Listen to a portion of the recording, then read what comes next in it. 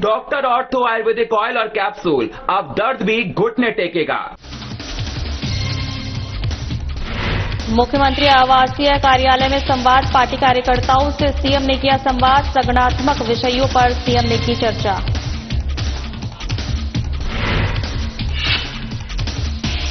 BJP प्रदेश अध्यक्ष बाबूलाल मरांडी ने की पीसी, रिम्स अतिक्रमण पर बाबूलाल मरांडी का बड़ा हमला, कहा सरकारी जमीन लूट में पूरा सिस्टम शामिल। जमशेदपुर स्थित घाघीडीह मंडल में दोबारा बीजेपी के अध्यक्ष बने आनंद, बीजेपी अध्यक्ष का हुआ भव्य स्वागत, बीजेपी कार्यकर्ताओं ने किया भव्य स्वागत। धनबाद के केंदुआडीह गैस प्रभावित क्षेत्र का दौरा, विधायक सरयू राय ने किया दौरा, विधायक ने पीड़ितों से मुलाकात कर जाना हाल।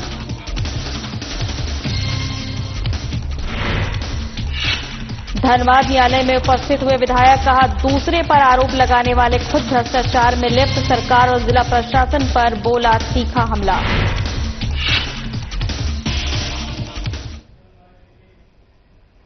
नमस्कार, मैं हूं आपके साथ सोनम। बुलेटिन की शुरुआत करते हैं। मुख्यमंत्री हेमंत सोरेन से काके रोड राज्य स्थित मुख्यमंत्री आवासीय कार्यालय में राज्य के विभिन्न क्षेत्रों से पहुंचे आमजनों और सामाजिक कार्यकर्ताओं ने मुलाकात की। आपको बता दें कि इस अवसर पर मुख्यमंत्री को उन्होंने विभिन्न जन समस्याओं से संबंधित विषयों से अवगत कराया, साथ ही समाधान किए जाने का आग्रह किया। मौके पर मुख्यमंत्री हेमंत सोरेन से झारखंड मुक्ति मोर्चा के लोहरदगा जिला और नगर स्तर के कार्यकर्ताओं ने संवाद कर राज्य सरकार द्वारा संचालित विभिन्न जन कल्याण योजनाओं के प्रभावी क्रियान्वयन और संगठनात्मक विषयों पर चर्चा की।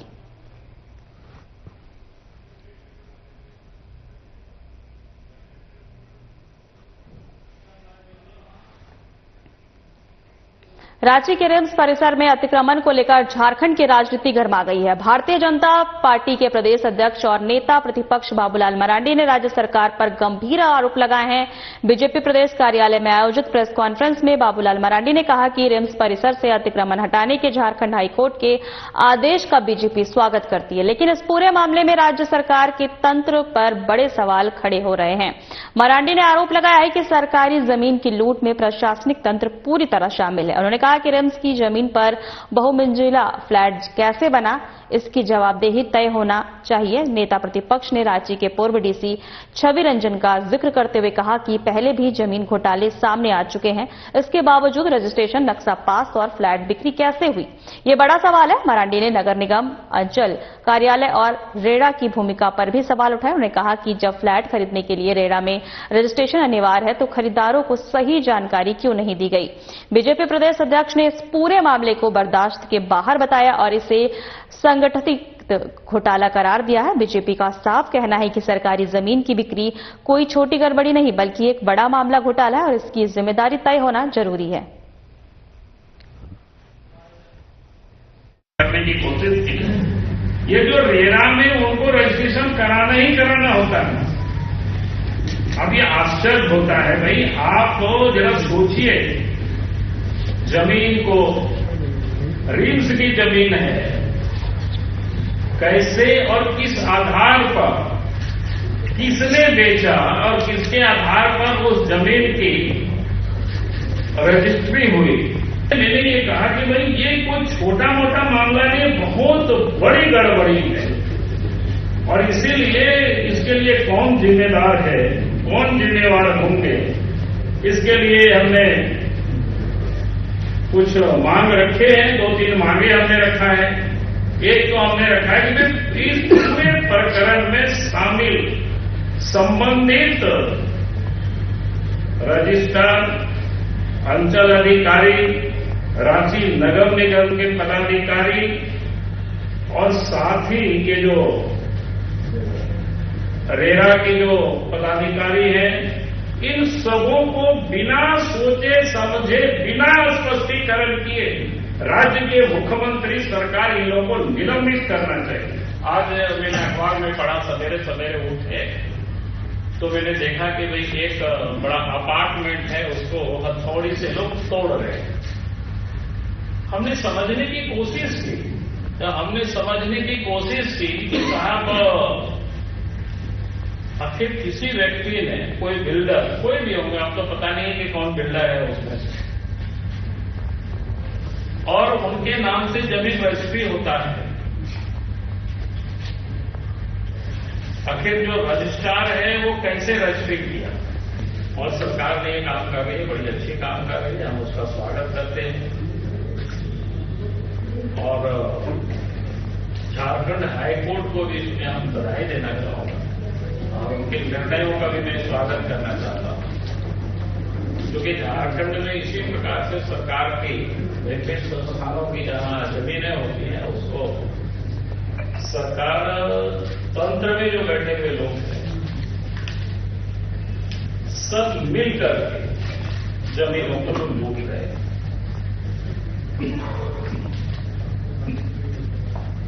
और सरकार के पास सूचनाएं होती भी है तब कोई कार्रवाई नहीं करती है, तो जमीन के दलाल हो, ट्रस्ट ऑफिसर हो, जिसको कहते हैं बेखौफ होकर के लोग लूट रहे हैं। झारखंड एक बोलते रांची के जो डीसी थे छवि रंजन भूमि घोटाला भी 1 महीनों तक जेल में रहे, आप सबको ध्यान में अच्छी तरह से। तो ये जो एक तो भ्रष्ट अधिकारी और सरकार के उस सिस्टम में जो भी लोग इन्वॉल्व हैं, इनकी भ्रष्टाचार के कारण आम जनता आखिर परेशानी क्यों भोगते। जमशेदपुर के घाघीडीह मंडल में आनंद कुमार दोबारा बीजेपी के अध्यक्ष बने। बीजेपी कार्यकर्ताओं और बीजेपी युवा मोर्चा के जिला अध्यक्ष नीतीश कुशवाहा ने आनंद कुमार का भव्य स्वागत किया। वहीं स्टेशन चौक से लेकर पूरे घाघीडीह मंडल क्षेत्र में जगह जगह भव्य स्वागत कार्यक्रम का आयोजन किया गया। बीजेपी कार्यकर्ताओं और बीजेपी युवा मोर्चा के जिला अध्यक्ष नीतीश कुशवाहा गर्मजोशी से आनंद कुमार का स्वागत किया। आनंद कुमार ने कहा कि पार्टी से मेरे ऊपर विश्वास जताया है और दोबारा हम घाघीडीह बीजेपी मंडल के अध्यक्ष बने। पार्टी वरिष्ठ नेताओं को तहे दिल से धन्यवाद देता हूं। चैत्र महानगर में 28 में 17 मंडल का क्या है कि घोषणा किया गया। सबका एक एक कार्यकर्ताओं का, ये तो भारतीय जनता पार्टी कार्यकर्ताओं की पार्टी है और कार्यकर्ताओं के सहमति से 17 मंडल की घोषणा किया गया, जिसमें आज हमारे मंडल में निवास करने वाले और हमारे मंडल अध्यक्ष जो दोबारा घोषणा किया गया आदरणीय आनंद कुमार जी को। और आनंद कुमार जी बेहतर काम करते हैं और क्या है कि कार्यकर्ताओं को लेकर चलते हैं। तो आज हम लोग क्या है कि पुनः एक एक देवतुल्य कार्यकर्ताओं को बधाई और शुभकामनाएं देता हूं। बहुत स्वागत कर रहे हैं आप लोग जी। आज कार्यकर्ताओं का उत्साह है कि एक कार्यकर्ता को जो मंडल अध्यक्ष पार्टी ने जो इनको जिम्मेवारी दिया है, तो कार्यकर्ताओं में सब उत्साह है और कार्यकर्ता इनको देखते हैं कि इनका प्रति काफी लगाव। विधायक सरयू राय ने केंदुआडीह गैस प्रभावित क्षेत्र का दौरा कर पीड़ितों से मुलाकात की और राहत शिविर का निरीक्षण किया। आपको बता दें, इसके बाद सर्किट हाउस में आयोजित प्रेस कॉन्फ्रेंस में उन्होंने कहा कि गैस प्रभावित लोगों के समक्ष गंभीर संकट है, जिसके लिए बीसीसीएल प्रबंधन और डीजीएमएस जिम्मेदार है। सरयू राय ने आरोप लगाया है कि खनन के बाद बालू भरने की प्रक्रिया नहीं अपनाई गई है, जिससे गैस का दबाव बढ़ा है और रिसाव की स्थिति बनी। उन्होंने अवैध खनन रोकने में भी बीसीसीएल की विफलता बताई है। साथ ही कहा है कि सुरक्षा की जिम्मेदारी डीजीएमएस की है, लेकिन उसकी भूमिका भी चिंताजनक है। यहाँ आपके धनबाद बागमारा रोड पर दरिदा लेढ़ी डूमर गांव है और उस गांव में मुख्य सड़क के किनारे किनारे काफी लंबाई में 1200-1500 फीट की लंबाई में चौड़ाई में ऊंचा दीवार दे दी गई है। और मैं आया था 2 साल पहले, तो मेरे यहाँ लोग आए थे। मैंने कहा कि मैं प्रयास करूंगा कि आप लोगों को न्याय मिले, क्योंकि कोई भी रैयत अपनी जमीन पर खेती करने नहीं जा रहा। कमरे से गए। बीजेपी झारखंड प्रदेश संगठन के निर्देश अनुसार बीजेपी झारखंड प्रदेश चुनाव अधिकारी डॉक्टर प्रदीप वर्मा के अनुमोदन और जिला पर्यवेक्षकगण की सहमति के बाद बोकारो जिला चुनाव प्रभारी के द्वारा 14 दिसंबर 2025 को चास स्थित दीपांजलि पैलेस में बीजेपी जिला बोकारो में संगठन के पर्व के अंतर्गत जिला अध्यक्ष जयदेव राय के अध्यक्षता में नवनियुक्त मंडल अध्यक्षों की घोषणा संपन्न हुई। कार्यक्रम में मुख्य रूप पूर्व जिला अध्यक्ष रोहित लाल सिंह, अंबिका वीरभद्र सिंह, विनय सिंह, अर्चना सिंह, शशिभूषण, मुकुल ओझा सहित तमाम लोग मौजूद रहे। ये संगठन महापर्व पार्टी की ओर से पूरे प्रदेश में चल रहा था और ये संगठन को आगे कई स्तर हैं उसका, तो मंडल स्तर के जो हमारे मंडल अध्यक्ष और प्रतिनिधि, उनका मंडल अध्यक्ष जी का कल नामांकन हुआ था और प्रतिनिधि दोनों का आज घोषणा किया गया। हम आपके चैनल के माध्यम से तमाम निर्वाचित जो आज यहाँ मंडल अध्यक्ष और जो प्रतिनिधि चुने गए हैं उनको बहुत बहुत अभिनंदन उनका करना चाहते हैं और पार्टी ने जो भरोसा उन पर जताया, हम समझते हैं कि आने वाले दिनों में बोकारो में भारतीय जनता पार्टी का परचम लहराएगा। साल 2015 के सड़क जाम मामले में सोमवार को डुमरी विधायक जयराम महतो धनबाद न्यायालय में उपस्थित हुए। न्यायालय में पेशी के बाद उन्होंने केंदुआडीह गैस रिसाव मामले को लेकर सरकार और जिला प्रशासन पर तीखा हमला बोला। जयराम महतो ने कहा कि केंदुआडीह में गैस रिसाव एक गंभीर समस्या बन चुकी है, लेकिन सरकार और प्रशासन केवल प्रक्रिया में उलझे हैं। अब समय आ गया है कि ठोस निर्णय लेकर गैस रिसाव बंद किया जाए और प्रभावित लोगों को तत्काल सुरक्षित स्थानों पर बसाया जाए। सिलसिले में आज कोर्ट पहुंचे हैं। कौन सा मामला? ये एक मामला लगता है, इससे 2015 का मामला है। एक सड़क जाम का मामला है और उस समय कुछ लोगों के इशारे पर गांव के 15-20 लड़कों का नाम दे दिया गया था और जिस व्यक्ति ने केस किया है वो हम लोग को पहचानता भी नहीं है। अगर 1500 लोग लाइन में खड़ा होकर पूछेंगे किसका नाम कहाँ है, क्या घर है, क्या नाम है पिताजी का, नहीं बोल पाएगा। तो उस समय केस ऐसा ही होता था, चूंकि 10-5 नाम चाहिए केस में, तो उस समय से ही हम बचपन से ही मेरा एक्टिविटी कॉलेज टाइम से ही रहा है, तो कुछ लोगों को खटके थे कि भाई ये लड़का बहुत तेजी से बढ़ रहा है। राष्ट्रपति द्रौपदी मुर्मू 29 दिसंबर को जमशेदपुर आएंगी। वहीं उपायुक्त समेत तमाम पदाधिकारी जो हैं आज कर्नाडीह स्थित दिशोम जाहिर परिसर का निरीक्षण किया और पदाधिकारियों को कई दिशा निर्देश भी दिए। राष्ट्रपति बनने के बाद पहली बार राष्ट्रपति द्रौपदी मुर्मू 29 दिसंबर को जमशेदपुर आएंगी। वे 2 दिवसीय कार्यक्रम में शामिल होंगी। सुबह कर्नाडीह स्थित दिशोम जाहिर परिसर में ओल चिकी लिपि के 100 वर्ष पूरे होने पर आयोजित सेमिनार में समापन समारोह में बतौर मुख्य अतिथि शामिल होंगी। आपको बता दें, इसके बाद आदित्यपुर स्थित राष्ट्रीय प्रौद्योगिकी संस्थान यानी एनआईटी जमशेदपुर में 15वें दीक्षांत समारोह में शिरकत करेंगी। वहीं उपायुक्त ने कहा कि 29 दिसंबर को महामहिम राष्ट्रपति का कार्यक्रम होना है। इसको लेकर आज हम लोगों ने कर्नाडीह दिशोम जोहर परिसर में निरीक्षण किया और कमेटी के लोगों से भी मिले हैं और बैठक कर जानकारी ली है।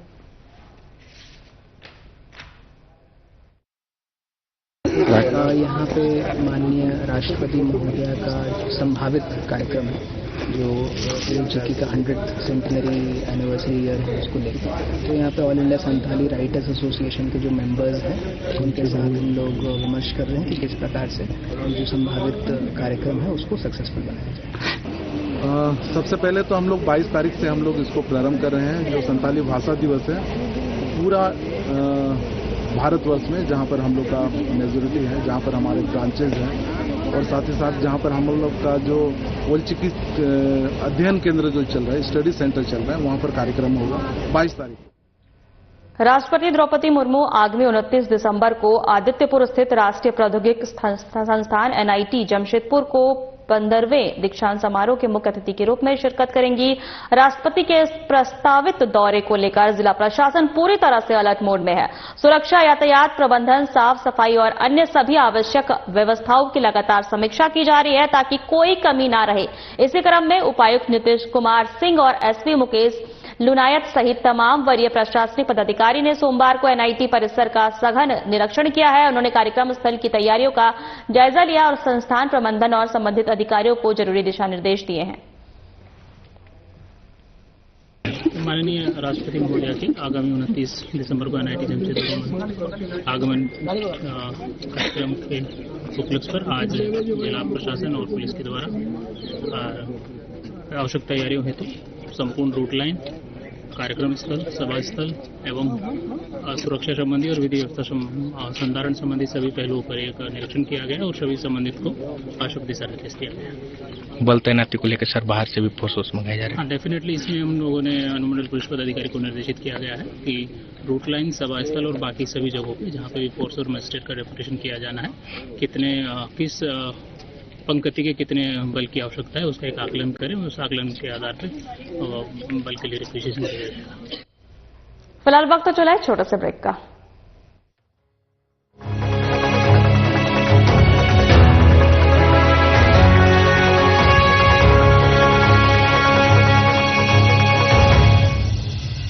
सरकार ने किया वादा निभाया। झारखंड के इतिहास में पहली बार हजारों युवाओं को एक साथ मिली सरकारी नौकरी का जश्न मनाया। यहाँ के नौजवानों को इसी साल लगभग 16,000 लोगों की जिस तरीके से यहाँ पर बच्चों ने अपने उद्गार व्यक्त किए, इससे साफ झलकता है कि वर्तमान सरकार कितनी शिद्दत से और कितनी पारदर्शिता के साथ यहाँ के नौजवानों के भविष्य गढ़ने में लगा। इतने अच्छे से पारदर्शिता के माध्यम से सरकार ने जो एग्जाम कराई और इस एग्जाम के माध्यम से हजारों सपने साकार हो रहे हैं। मुझे आज नियुक्ति पत्र प्रदान किया गया है। मैं आज के दिन बहुत खुश हूँ। आज मुझे बहुत ही गर्व महसूस हो रहा है। इनके नियुक्ति पत्र देवे के लिए हमारे मुख्यमंत्री श्री हेमंत सोरेन जी के बहुत बहुत धन्यवाद देवीला। जोहार। किया हर सपने को साकार, देकर युवाओं को नियुक्तियों की बहार।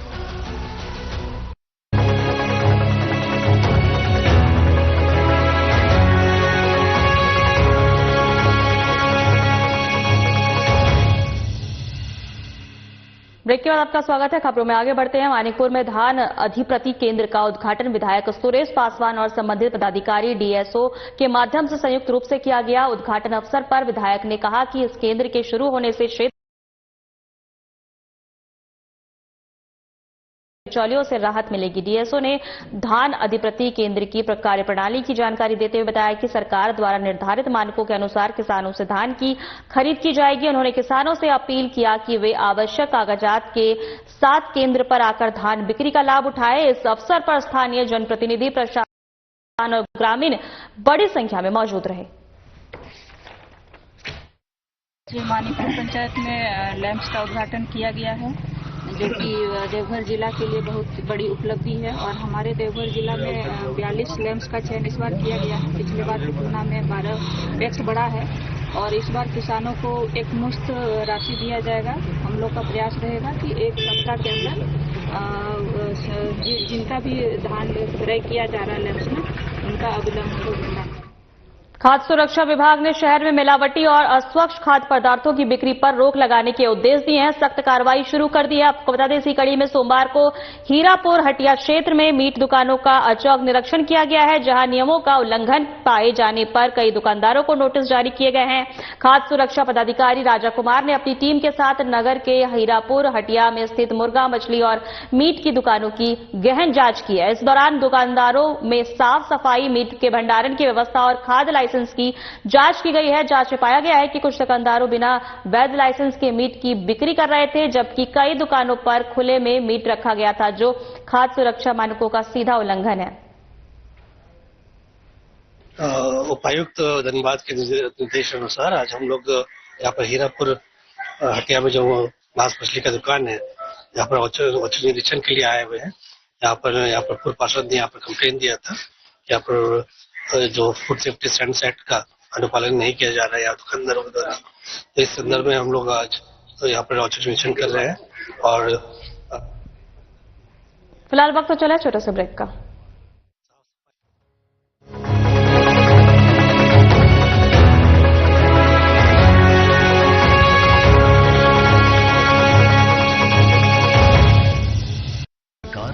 वादा निभाया। झारखंड के इतिहास में पहली बार हजारों युवाओं को एक साथ मिली सरकारी नौकरी का जश्न मनाया। यहाँ के नौजवानों को इसी साल लगभग 16,000 लोगों की जिस तरीके से यहाँ पर बच्चों ने अपने उद्गार व्यक्त किए, इससे साफ झलकता है कि वर्तमान सरकार कितनी शिद्दत से और कितनी पारदर्शिता के साथ यहाँ के नौजवानों के भविष्य गढ़ने में लगा। इतने अच्छे से पारदर्शिता के माध्यम से सरकार ने जो एग्जाम कराई और इस एग्जाम के माध्यम से हजारों सपने साकार हो रहे हैं। मुझे आज नियुक्ति पत्र प्रदान किया गया है। मैं आज के दिन बहुत खुश हूँ। आज मुझे बहुत ही गर्व महसूस हो रहा है। इनके नियुक्ति पत्र देवे के लिए हमारे मुख्यमंत्री श्री हेमंत सोरेन जी के बहुत बहुत धन्यवाद देवीला। जोहार। किया हर सपने को साकार, देकर युवाओं को नियुक्तियों की बहार।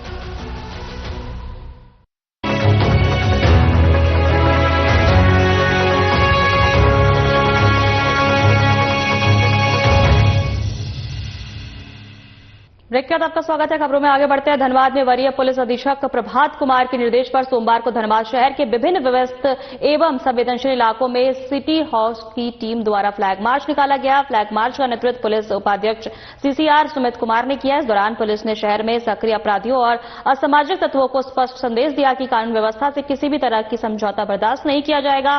फ्लैग मार्च के दौरान पुलिस टीम ने हीरापुर स्टेशन रोड, बैंक मोड़, धनासर चौक, नया बाजार, गोल बिल्डिंग, स्टील गेट और सराय ढेला पुलिस केंद्र सहित अन्य प्रमुख क्षेत्रों में गश्त की।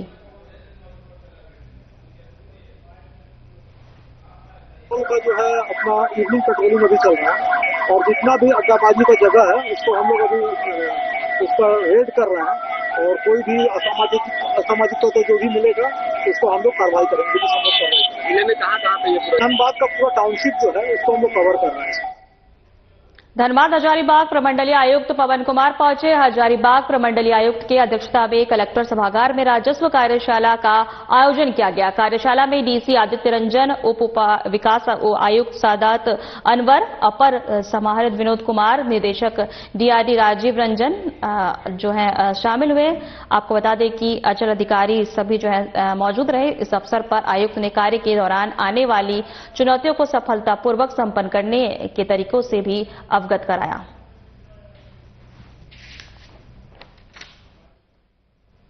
जो भी चैलेंजेज हैं, चाहे वो राजस्व विषय पे हो या किसी अन्य सर्विस पे, जहां उनको मार्गदर्शन, डिस्ट्रिक्ट एडमिनिस्ट्रेशन को मार्गदर्शन की आवश्यकता है, तो उन चैलेंजेज को कैसे सफलतापूर्वक हम मीट आउट करें, इस संबंध में एक जनरल कार्यशाला का था और उस कार्यशाला में सारे हमारे पदाधिकारी, जिला स्तरीय पदाधिकारी सारे प्रावधानों की जानकारी दी गई। कैसे सशक्त डिलीवरी हो, जनोपयोगी हो, जन कल्याणकारी हो, इस संबंध में उन्हें भलीभांति अवगत है। बोकारो के दुग्धा थाना के अंतर्गत दुग्धा फुलझरिया के रहने वाले भारतीय वायुसेना के जवान दीपक कुमार सिंह का शव पैतृक आवास फुलझरिया पहुंचते ही माहौल गमगीन हो गया। सैकड़ों की संख्या में स्थानीय लोग और जनप्रतिनिधि इस शोक की घड़ी में परिजनों को ढाढ़स बांधने के लिए जवान के घर जमा हो गए। आपको बताते चले कि भारतीय वायुसेना के जवान दीपक कुमार सिंह दुग्धा थाना क्षेत्र के दुग्धा फुलझरिया के रहने वाले थे। इनके पिता का नाम शंभू सिंह और ये राजस्थान के Jodhpur air force station 33 signal unit में सर्जन के पद पर कार्यरत है। ड्यूटी के दौरान दीपक कुमार सिंह शहीद हो गए। शहीद जवान को भारतीय वायुसेना के जवान के द्वारा राजकीय सम्मान के साथ शहीद जवान के शव को तिरंगे में लपेटकर जमुनिया नदी तट पर श्रद्धांजलि अर्पित कर दी गई। वहीं इस दौरान जो है हवाई फायरिंग कर शहीद जवान को सलामी दी गई। दीपक कुमार सिंह जो हमारे भाई थे, दुग्धा बस्ती के ही रहने वाले थे, फुलझरिया का। वो एयरफोर्स में ड्यूटी करते थे जोधपुर में और उनका पोस्टिंग जोधपुर में ही था, तो उनका शहीद हो गया है। तो उनके बहादुर में हम लोग आए हैं। गिरिडीह जिले के झारखंड की सबसे ऊंचे पर्वत की और जैन धर्म के तीर्थ स्थल पारसनाथ की पहाड़ी में दिसंबर पड़ते ही भारत समेत देश विदेश से वंदना करने के लिए आना स्टार्ट हो चुकी है। तो वहीं कई वर्षों से डोली प्रथा धीरे धीरे कमी देखने को मिल रही है। डोली के सहारे जीवन यापन करने वाले लोग अब रोजगार के लिए बाहर फ्लाइंग करने को मजबूर हैं। आपको बता दें कि पारसनाथ शिखर 23 किलोमीटर की यात्रियों को वंदना के लिए ले जाया करते थे, लेकिन प्रशासन की कमी से अब जो है बाइकर में इनकी बड़ी इजाफा देखने को मिल रही है। इस वक्त गिरिडीह जिले के अंतर्गत आने वाले पारसनाथ पर्वत पर हूं और झारखंड के सबसे ऊंचे पर्वत और जैनियों के लिए सबसे श्रेष्ठ पर्वत में से एक है। मैं बता देना चाहता हूं कि यहाँ दिन पर दिन डोली की व्यवस्था जो है वो डॉलर की घटते जा रही है। कहीं ना कहीं इस पर जो लगाम है बाइकर के थ्रू हो रही है। यहाँ पिछले कई वर्षों से डोली के सहारे कई लोग अपना जीवन कर रहे थे, लेकिन बीच में बाइकर के थ्रू बहुत लोगों ने चलना स्टार्ट किया। तो बाइकर से चलने के कारण रोड ऊपर खाबड़ हो जाने से पीसीसी और आवाजाही जो आने जाने वाले विदेश भारत समेत पूरे विदेश से आने वाले को वंदना करने में काफी समस्या होती है, क्योंकि 27 किलोमीटर दूरी पैदल इस पीसीसी के माध्यम से बहुत ज्यादा प्रॉब्लम होती है आने जाने में, जिससे रास्ता का सरना धर्म कोड की मांग को लेकर आदिवासी समाज ने आंदोलन तेज करने का ऐलान किया है। आपको बता दें कि विभिन्न आदिवासी संगठनों ने सीरम टोली सरना स्थल पर बैठक किया। इस दौरान वक्ताओं ने कहा कि 17 फरवरी को झारखंड से आदिवासी दिल्ली कूच करेंगे और जंतर मंतर पर धरना देंगे। एक ज्ञापन देने का काम करेंगे महामहिम राष्ट्रपति महोदय को, माननीय प्रधानमंत्री महोदय को, माननीय गृह मंत्री महोदय को, जनगणना रजिस्ट्रार महोदय को कि आप इस मांग को गंभीरता पूर्वक लेते हुए जो 2026 का जो सेंसस रिपोर्ट होगा, जो जनगणना होगा, उससे पूर्व हम आदिवासियों को धर्म कोड आवंटित करें। क्योंकि हम सभी लोग जानते हैं कि हर 10 साल में एक परिसीमन होने की बात होती है और मुझे लगता है कि झारखंड राज्य में भी अगर जनगणना के पश्चात परिसीमन होगा तो मैं चाहूंगा केंद्र सरकार से, इस केंद्रीय सरना स्थल से मांग करूंगा कि उस जनगणना से पहले आप हम सरना आदिवासियों को धर्म कोड देने का काम करें। फिलहाल हमारे खास बुलेटिन में इतना ही। नमस्कार।